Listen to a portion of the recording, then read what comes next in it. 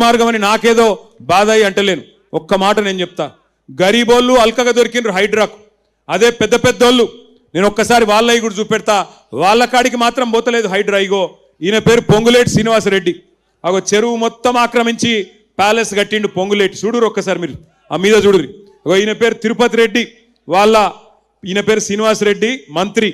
Next next next Tirupati Reddy Revanth Reddy వాళ్ళ అన్న. ఆ పక్కకున్నాడు చూడు రఘు తిరుపతి రెడ్డి. ఆయన మొత్తం చెరువు లోపల కట్టిండు, ఆడికి ఓదు హైడ్రా. ఇక వివేక్ అని ఇంకో మంత్రి, ఆయన చెరువులనే కట్టిండు, ఆయన కాడికి ఓదు హైడ్రా. అగో ఆ పక్కన పట్నం మహేందర్ రెడ్డి, ఆయన చీఫ్ విప్. అగో మొత్తం తాలాబ్ మధ్యలో కట్టిండు, చెరువు మధ్యలో కట్టిండు, ఆడికి ఓదు హైడ్రా. ఆ పక్కన ఆరికపూడి గాంధీ గారు, శేర్లింగంపల్లి ఎమ్మెల్యే గారు 11 ఎకరాలు కబ్జా పెడితే దగ్గర ఉండి హైడ్రా వాళ్ళు దానికి రేకులేసి మంచిగా సౌలత్ చేసి ఆయనకు మాత్రం చూసుకొని వచ్చారు.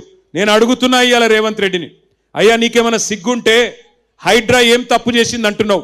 ఇగో వీళ్ళ గులగొట్టు మొదలు. నీకు సిగ్గుంటే, నీ ప్రభుత్వానికి ఇజ్జత్ ఉంటే ముందు ఈ దుర్మార్గుల గులగొట్టు, ఆ తర్వాత గరీబుల మీదకి రా.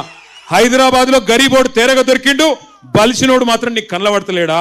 ఇంత దుర్మార్గం జరుగుతుంటే, ఇంత కిరాతకం నీ హైడ్రా చేస్తుంటే ఏం తప్పు చేసింది హైడ్రా అని అడుగుతావా?